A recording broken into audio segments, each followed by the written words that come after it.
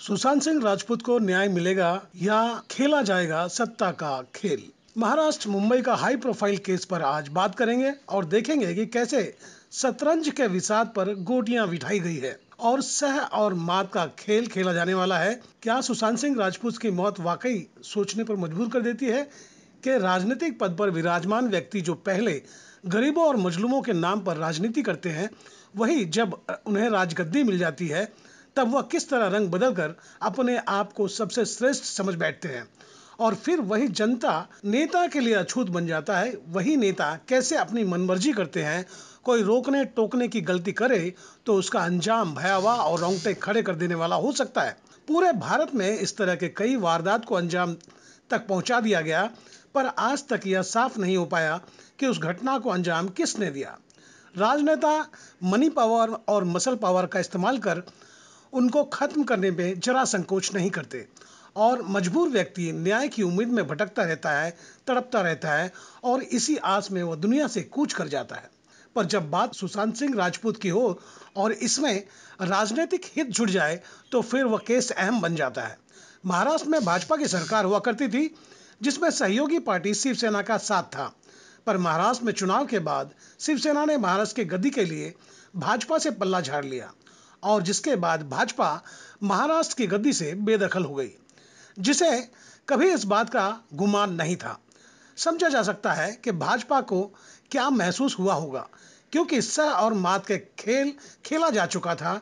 महाराष्ट्र में शिवसेना अपनी शर्तों पर कांग्रेस और राष्ट्रवादी पार्टी के साथ गठजोड़ कर मुख्यमंत्री की कुर्सी पर काबिज हो गए।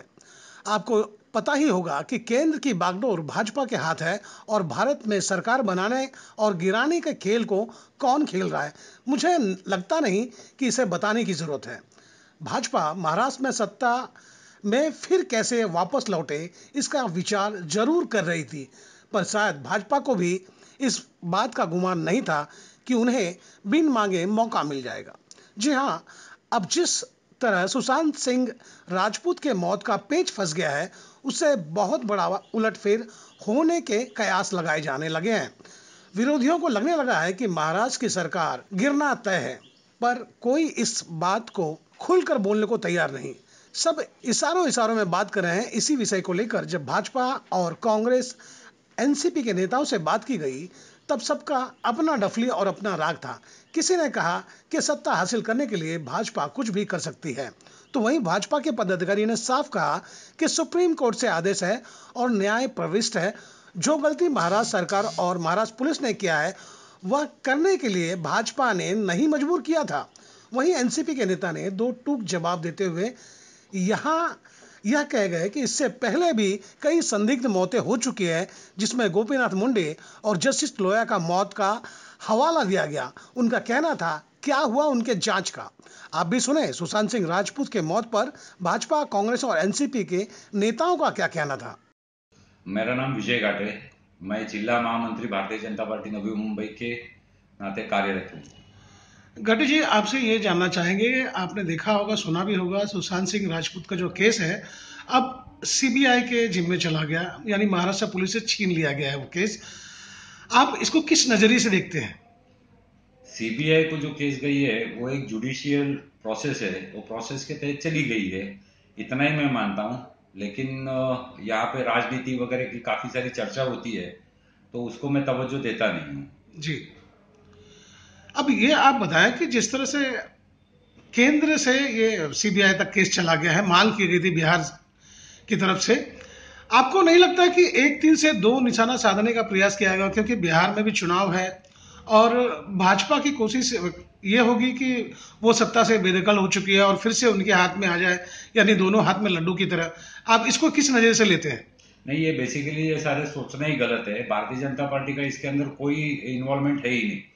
अभी ये केस के बारे में जितना भी मैंने मीडिया की तरफ से सुना जी, या न्यूज़पेपर में वगैरह मैंने पढ़ा, अब 13 तारीख को दिशा सालियन की जो पार्टी हो गई या वहां पे जो भी घटना घटी, वहां पे भारतीय जनता पार्टी ने तो कोई पार्टी ऑर्गेनाइज किया नहीं था कि भाई आप लोग दिशा सालियन के घर पे पार्टी आज करो करके।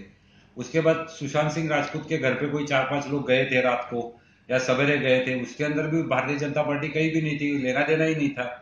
उसके बाद इन्वेस्टिगेशन महाराष्ट्र सरकार ने दे दी अपने पुलिस के पास, पुलिस ने एफआईआर लॉन्च नहीं किया, वो क्या कोई भारतीय जनता पार्टी ने तो नहीं कहा ना माननीय आयुक्त साहब को कि आप बिना एफआईआर का इन्वेस्टिगेशन करते रहो और 56 स्टेटमेंट ले लो जिसका कोई रिलीवेंस ही नहीं है स्टेटमेंट के साथ। उसके बाद विकास सिंह जी ने, जो सुशांत सिंह जी के पिताजी है, उन्होंने पटना में एफआईआर लॉन्च किया। वहां भी कोई भारतीय जनता पार्टी का पदाधिकारी गया नहीं कि भैया चलो चलो आप जाके वो एफआईआर फाइल करो करके। वो एक जुडिशियल प्रोसेस उन्होंने अडॉप्ट किया, वहां पे एफआईआर हो गया। एफआईआर होने के बाद जब बिहार गवर्नमेंट के पास वो एफआईआर आ गया तो बिहार गवर्नमेंट ने डिक्लेयर कर दिया कि भाई हम लोग यहाँ इसके अंदर कोई डिसीजन नहीं ले सकते, let Supreme Court decide everything on it. उन्होंने वो सुप्रीम कोर्ट को भेजा, यानी आपको बिहार गवर्नमेंट ने भी कोई डिसीजन लिया नहीं है, वो कोर्ट के सामने रखा हुआ है कि भाई ऐसे ऐसे एक बुजुर्ग पिता का बेटा का देहांत हो गया है, वो देहांत मर्डर के वजह से हो गया है या उसने सुसाइड किया, इसका क्लेरिफिकेशन नहीं आ रहा है और उसके पैसे भी कहीं दिख नहीं रहे अकाउंट के अंदर, तो उसकी जांच किया जाए, ये मांग के लिए उन्होंने सुप्रीम कोर्ट के सामने रखा। अब सुप्रीम कोर्ट ने जब, और महाराष्ट्र सरकार ने कैवेट भी दाखिल किया कि भाई कैवेट इसलिए होता है कि जब सुप्रीम कोर्ट एक जजमेंट के लिए चला जाएगा तब हमारे भी सुना जाए करके। और इसके अंदर जो मेन एक्यूज है, जो सस्पेक्ट है, वो है रिया चक्रवर्ती। अब रिया चक्रवर्ती ने खुद कहा था कि मुझे सीबीआई इंक्वायरी चाहिए। ये सारी चीजें जब सुप्रीम कोर्ट के, माननीय सुप्रीम कोर्ट के सामने चली गई तो सुप्रीम कोर्ट ने निर्णय ले लिया कि सीबीआई उसका इन्वेस्टिगेशन करेगी और ना बिहार पुलिस ना महाराष्ट्र पुलिस करेगी। इसके अंदर गलत क्या है? और बेसिकली सीबीआई ये भी भारत सरकार की एक अथॉरिटी है, तो उसके अंदर कोई हो हल्ला करने के वजह मुझे तो लगती नहीं है। उल्टा मेरा कहना यह है कि महाराष्ट्र का आज तक जो गौरव पुलिसों का है, वो पुलिस ने अपने गौरव के साथ सीबीआई के साथ कोऑपरेट करके काम करना चाहिए और एक सही कंक्लूजन के पास आना चाहिए।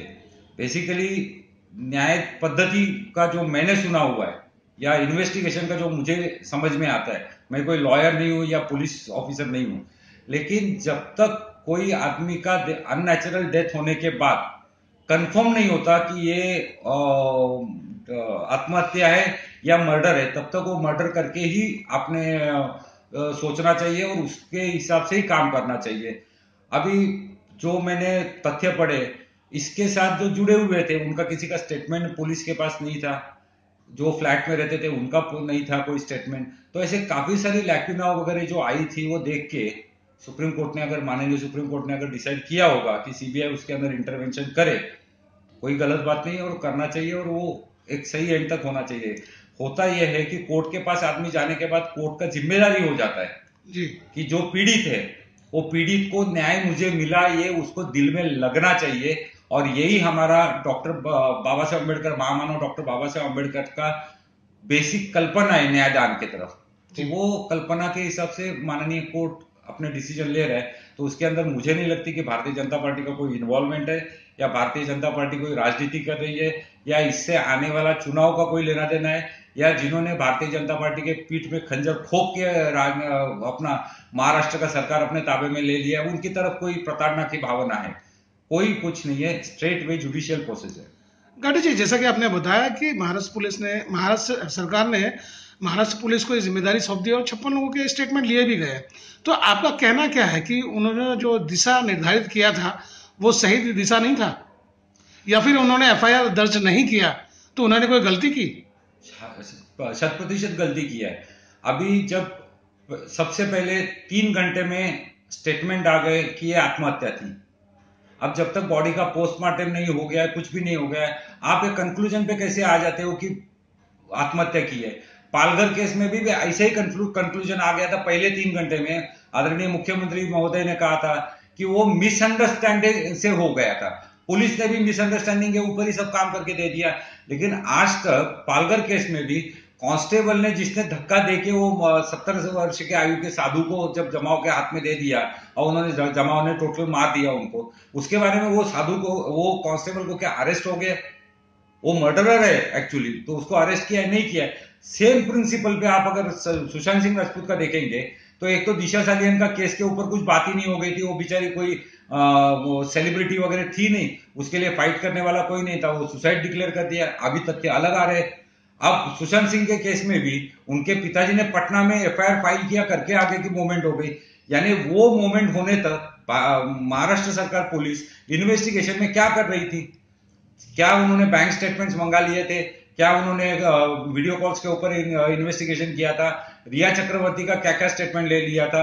किसको अरेस्ट करने के लिए प्रोसेस ऑन किया हुआ था? कोई सस्पेक्ट था? इसके बारे में कुछ नहीं। और सबसे मेन, जब बाहर सब लोग बोल रहे हैं तो पुलिस चुपचाप बैठी हुई है, पुलिस कोई क्लेरिफिकेशन नहीं दे रही। इसके वजह से एक माहौल बढ़ते गया कि जो महाराष्ट्र सरकार के पुलिस के विरोध में चला गया।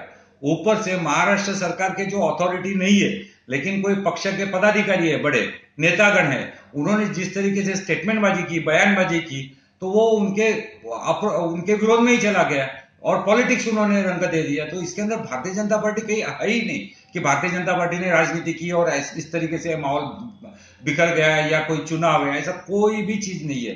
ये सिंपल जुडिशियल प्रोसेस, एक 74 साल के बुजुर्ग को न्याय प्रक्रिया में शामिल करके न्यायदान देने के लिए, उसके बेटे का जो अचानक डेथ हो गया है उसको जस्टिफाई करने के लिए प्रॉपर की आत्महत्या है या मर्डर है, अगर मर्डर है तो उसको अरेस्ट करना, इस प्रकार से आगे चल रही है भारतीय जनता पार्टी। अपना सिर्फ सरकार चला रही है, ना कि जुडिशियरी चला रही है। तो जैसा कि आपने बताया कि पुलिस ने दिशा जो चुना था वो कहीं ना कहीं गलत था, और सरकार की अगर बात की जाए, महाराष्ट्र सरकार की, तो आपको लगता है कि किसी को बचाने का प्रयास किया जा रहा है?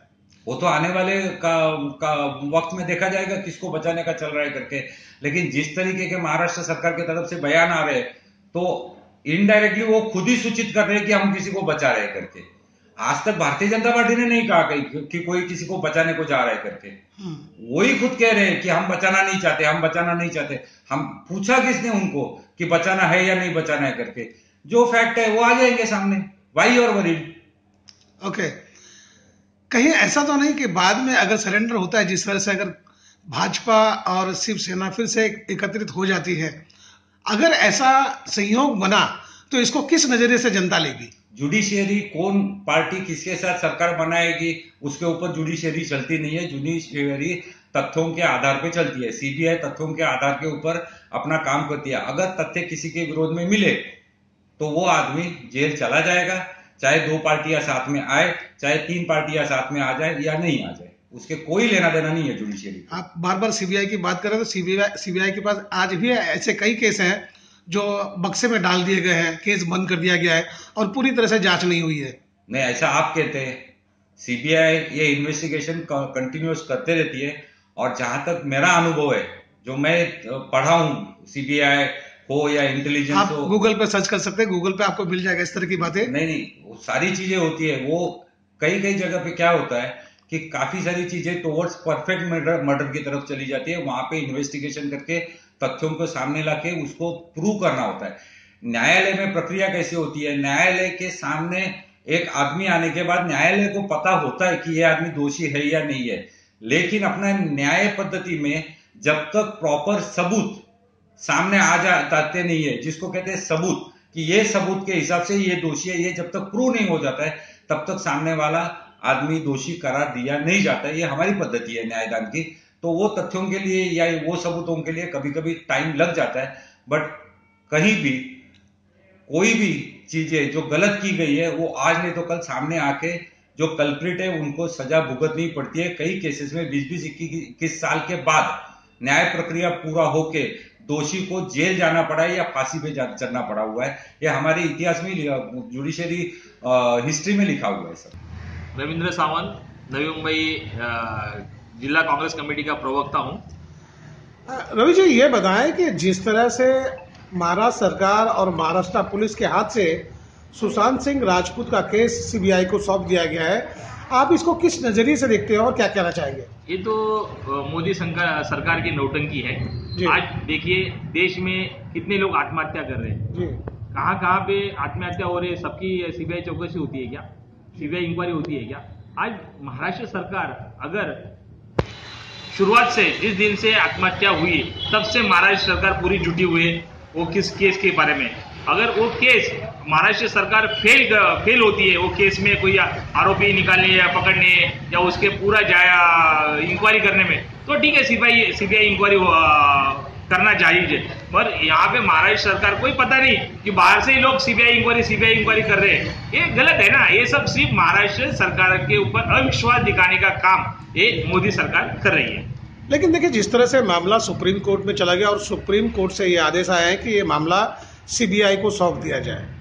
तो इसमें आप जिस तरह से कह रहे हैं कि भाजपा सरकार की ये साजिश है, तो क्या सुप्रीम कोर्ट को भी आप नजरअंदाज करेंगे, क्योंकि सुप्रीम कोर्ट की आदेश है?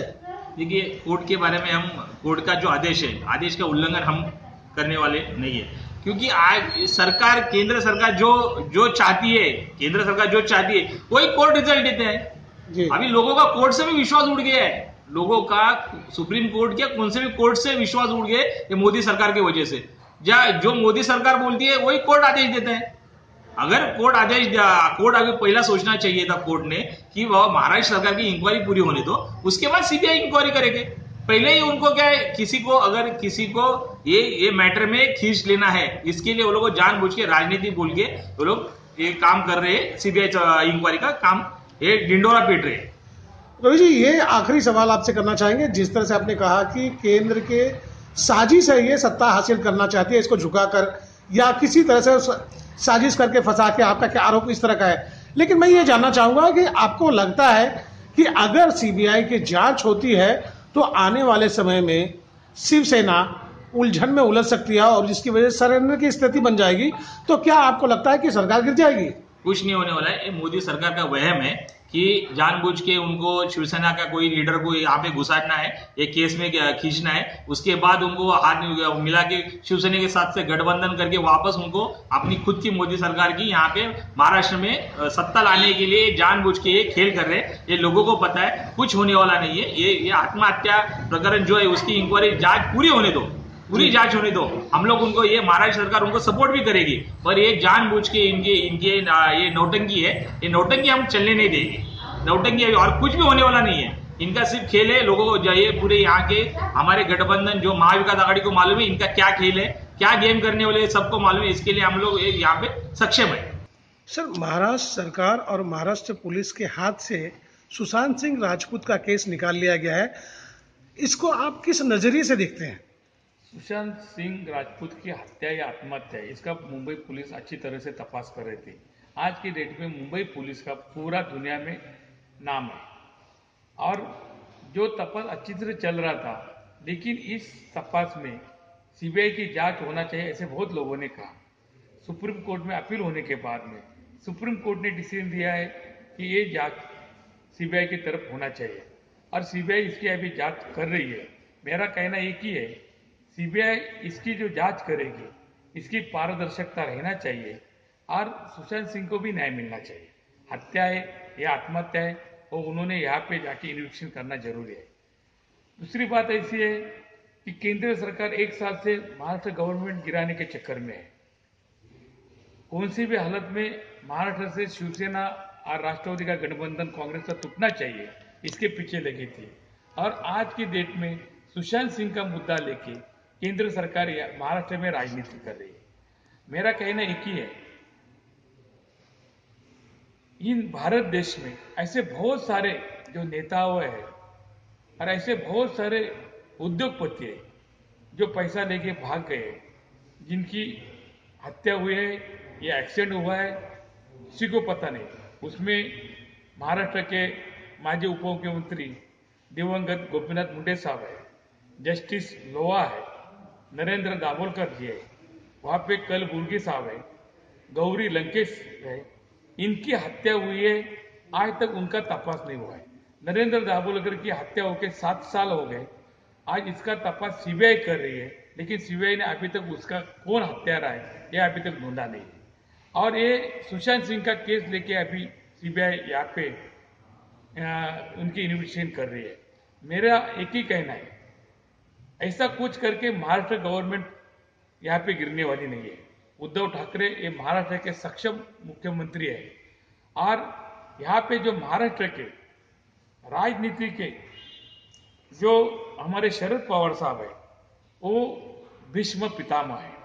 इसके लिए पवार साहब जब तक ये राजनीति में है और पवार साहब का राजनीति चलता रहेगा, तब तक इस सुशांत सिंह के मैटर में जो निकाल लगेगा वो लग जाएगा, लेकिन कोई भी हालत में ये महाराष्ट्र की सरकार गिरने वाली नहीं है, इतना ही मैं कह सकता हूँ।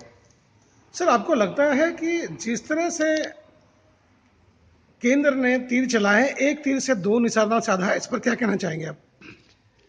केंद्र ने कैसा है, केंद्र को एक थी कि शुरू में जब गवर्नमेंट बनने के टाइम पे शिवसेना बीजेपी का अलायंस हो जाएगा, महाराष्ट्र में शिवसेना बीजेपी आ जाएगी, लेकिन शिवसेना ने बीजेपी को ठुकरा दिया और शिवसेना राष्ट्रवादी कांग्रेस और कांग्रेस का अलायंस महाराष्ट्र में चल रहा है।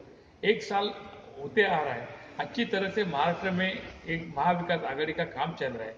लेकिन जैसे राजस्थान का राजनीति आपने देखा, जो राजनीति राजस्थान में कर रहे थे उनके हाथ में कुछ नहीं आया, वैसी राजनीति वो महाराष्ट्र में कर रहे हैं, लेकिन केंद्र सरकार के हाथ में कुछ आने वाला नहीं है।